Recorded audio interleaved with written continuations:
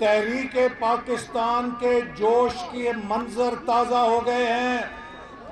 آپ لوگ قائد اعظم کے وہ شیر ہیں جنہوں نے اس دھرتی پہ ریفرنڈم جیت کر اس علاقے کو پاکستان میں شامل کیا تھا۔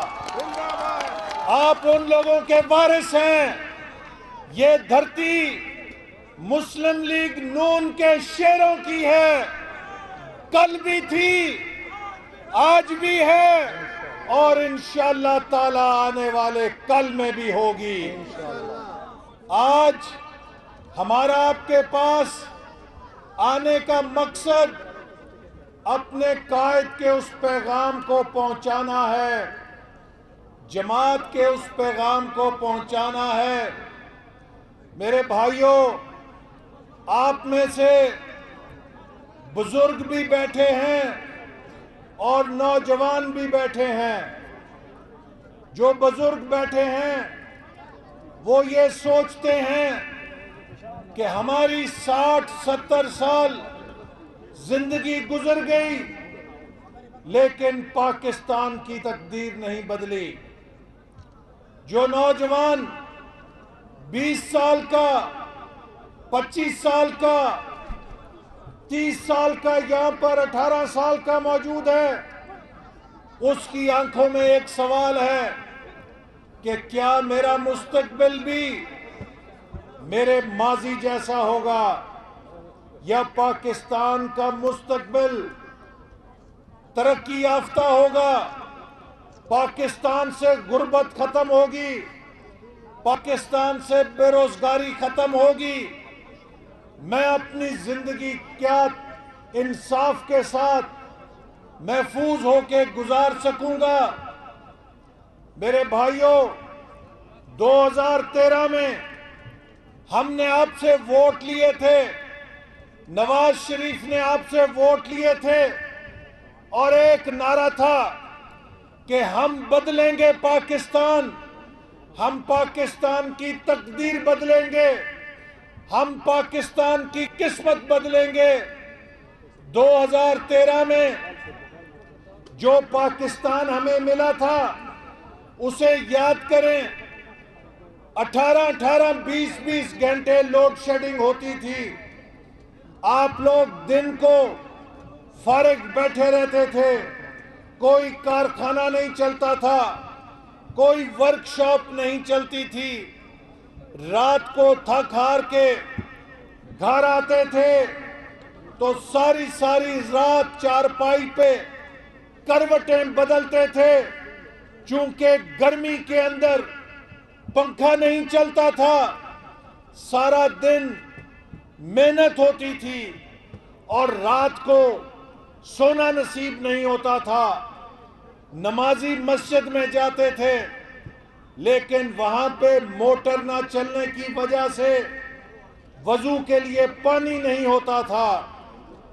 مائیں صبح اٹھتی تھیں بچوں کو اسکول بھیجنے کے لیے، انہیں ناشتہ دینے کے لیے، ان کی یونیفارم استری کرنے کے لیے بجلی نہیں ہوتی تھی، مجبوراً وہ بچوں کو سلوٹوں کی یونیفارم میں اسکول بھیجا کرتی تھیں۔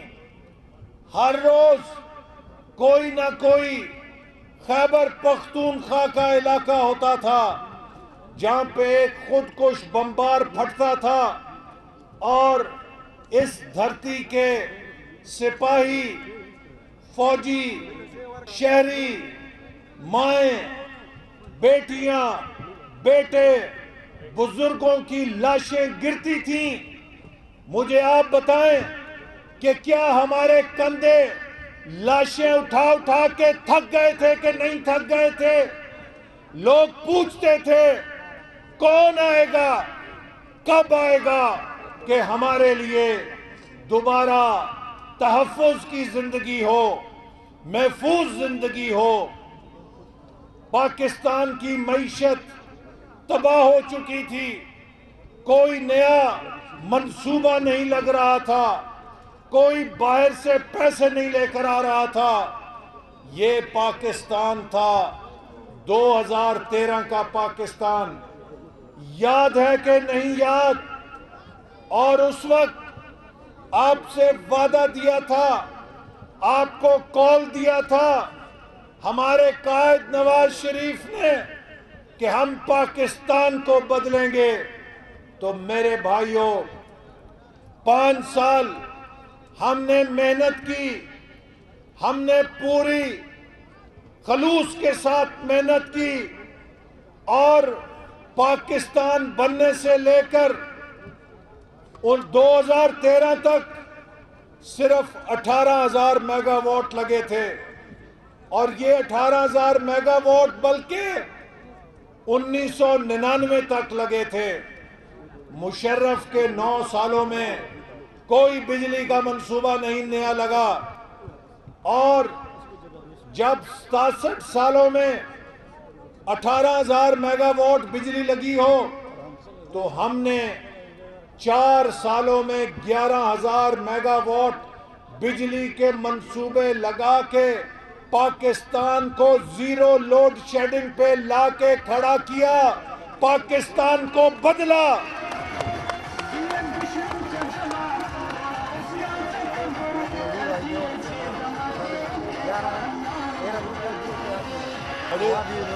ہاں مجھے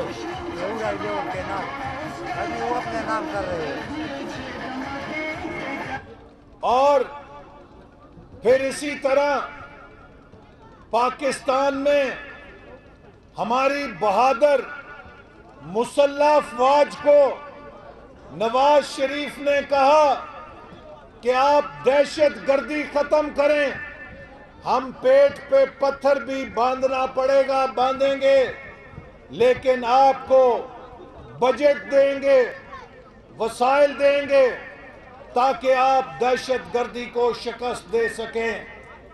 تو 500 ارب روپیہ اضافی بجٹ دیا فوج کو، سیکیورٹی کو، اور ہمارے سپاہیوں نے، ہمارے فوجیوں نے، ہمارے سیکیورٹی کے اداروں نے اور پوری قوم نے مل کر اس جنگ کو لڑا۔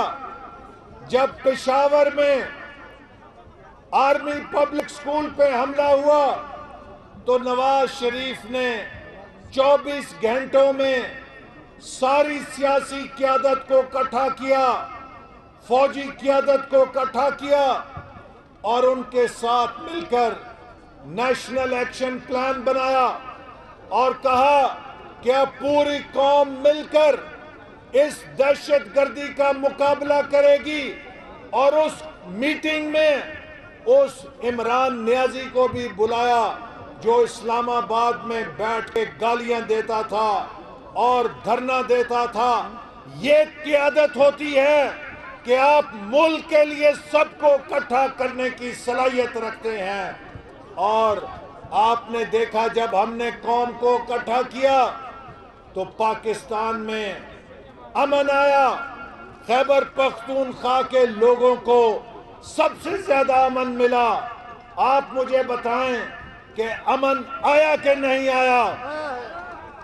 تو جناب، اگر اندھیروں کو روشنی میں تبدیل کیا جائے تو اسے تبدیلی کہتے ہیں، اور دہشت گردی کو امن میں تبدیل کیا جائے تو اس کو تبدیلی کہتے ہیں۔ اور پھر وہ پاکستان جہاں پر کوئی $1 نہیں لگاتا تھا، ہم نے 4 سالوں سے کم عرصے میں 29 ارب ڈالر کے سی پیک کے منصوبے لگائے، جس سے چاروں صوبوں کے اندر توانائی کے منصوبے شروع ہوئے، موٹر وے کے منصوبے شروع ہوئے، گوادر کی بندرگاہ بنی، اور پاکستان کو پوری دنیا نے کہا کہ یہ اب سرمایہ کاری کا مرکز بن گیا ہے۔ افغانستان بھی سی پیک میں آنا چاہتا تھا، وسطی ایشیا کے ملک بھی سی پیک میں آنا چاہتے تھے، سعودی عرب بھی آنا چاہتا تھا، یورپ بھی آنا چاہتا تھا، سارے دنیا کے ملک کہتے تھے ہم پاکستان میں سرمایہ کاری کرنے کے لیے آنا چاہتے ہیں۔ تو مجھے بتاؤ کہ کیا یہ تبدیلی نہیں تھی کہ جہاں پر $1 کوئی لگانے کے لیے تیار نہیں تھا، وہاں پہ اربوں ڈالر غیر ملکی سرمایہ کاری پاکستان میں آ گئی تھی تو یہ وہ پاکستان تھا جو بدل رہا تھا، اور ہم نے اس ترقی کی چھینٹیں پورے ملک کے اندر پھینکی۔ سوابی کے لوگوں، آپ کو یاد ہے کہ نہیں، یہ مسلم لیگ نون کا دور تھا کہ جب آپ کی زمینوں کو سیراب کرنے کے لیے نہر کا منصوبہ بھی منظور کیا گیا تھا، یہ مسلم لیگ نون تھی۔ میں نے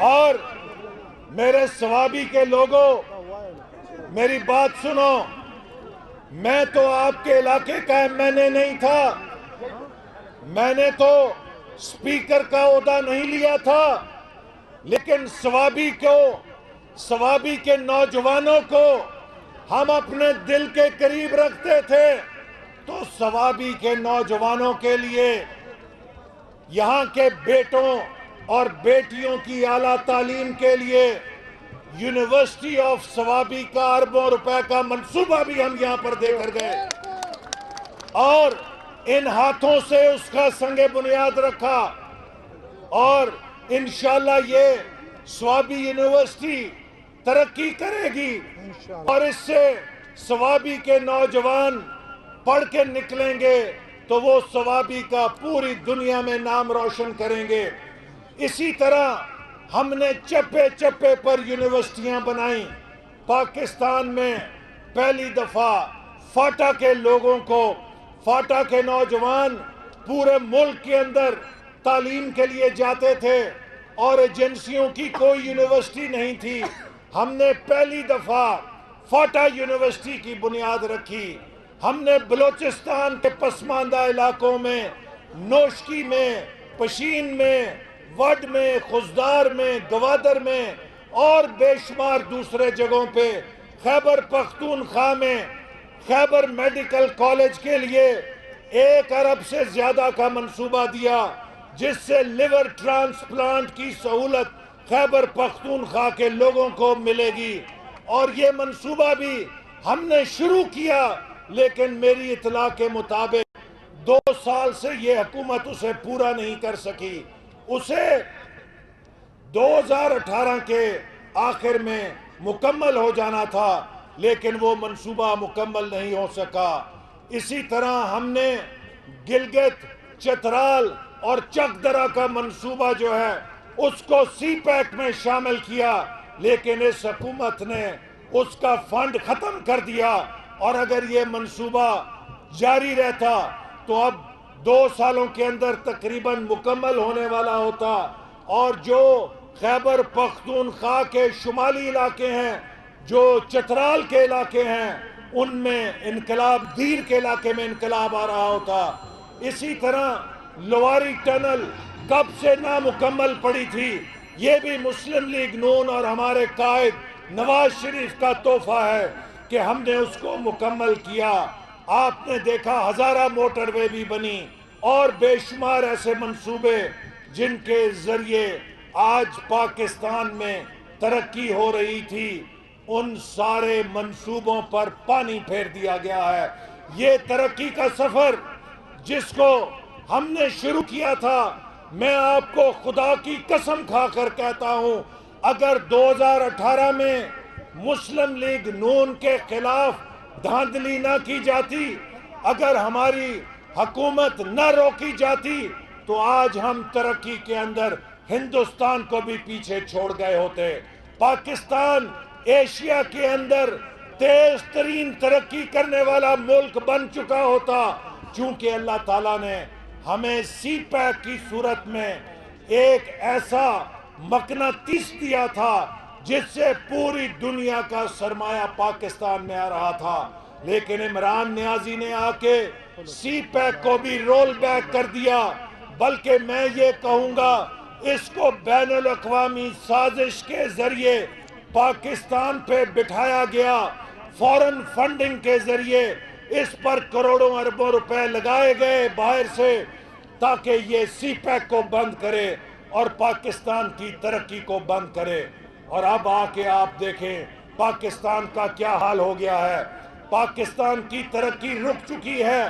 آج پاکستان کی معیشت کریش ہو گئی ہے. پاکستان میں غربت بڑھ رہی ہے. پاکستان میں مہنگائی بے قابو ہو چکی ہے. اور یہ جو کہتا تھا کہ جب مہنگائی ہوتی ہے تو وزیر اعظم کا اس کا مطلب ہے وزیر اعظم چور ہوتا ہے, کرپٹ ہوتا ہے. تو جتنی مہنگائی پچھلے 2 سالوں میں پیدا ہوئی ہے, اس کا مطلب تو یہ ہے کہ اتنا بڑا چور آج تک کسی دنیا میں حکمران نہیں ہوا جتنا عمران احمد نیازی ہے. تو میرے بھائیوں, میں آخر میں آپ کو صرف یہ بات کہہ کے اجازت لیتا ہوں کہ آپ دیکھیں کہ ہمارے 5 سالوں میں آٹا 34 روپے کلو ملتا تھا. ہمارے 5 سالوں میں چینی 52-54 روپے کلو ملتی تھی. ہمیں یہ چور کہتا ہے. وہ کیسے چور تھے جو غریب آدمی کو روٹی دیتے تھے, غریب آدمی کو روٹی ملتی تھی. اور یہ کیسا حاجی ہے کہ غریب آدمی کے ہاتھ سے روٹی چھن گئی ہے. پاکستان جب سے بنا سن 47 سے آٹا 34 روپے کلو ہوا. 72 سالوں میں 71 سالوں میں 34 روپے کلو, اور 2 سالوں میں 75 اور 80 روپے کلو. 71 سالوں میں چینی 52 روپے کلو, اور 2 سالوں کے اندر 110-115 روپے کلو. تو مجھے بتاؤ چور کون ہے, ڈاکو کون ہے, کرپٹ کون ہے؟ جتنے مافیا. یہ عمران خان انکم ٹیکس نہیں دیتا, مجھ سے کم انکم ٹیکس دیتا ہے. میں چیلنج کرتا ہوں عمران خان کو, یہ ثابت کرے کہ اس کے آمدنی کے کیا ذرائع ہیں. میں عمران خان سے زیادہ انکم ٹیکس دیتا ہوں, لیکن 1 کنال کے مکان میں رہتا ہوں. یہ مجھ سے کم انکم ٹیکس دیتا ہے. یہ 300 کنال کے مکان میں کیسے رہتا ہے؟ چونکہ یہ چوروں سے پیسے کھاتا ہے. یہ پاکستان کے جتنے بڑے بڑے چور ہیں وہ اس کے فائنینسر ہیں, ان سے پیسہ کھاتا ہے اور قوم پہ آ کے اپنی دیانت کا روب جماتا ہے.